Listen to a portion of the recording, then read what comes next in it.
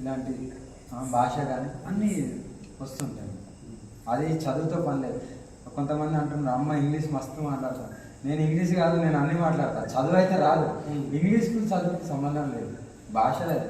ఎవరైనా మాట్లాడేది నేర్చుకోవడానికి జ్ఞానం ఉండాలి.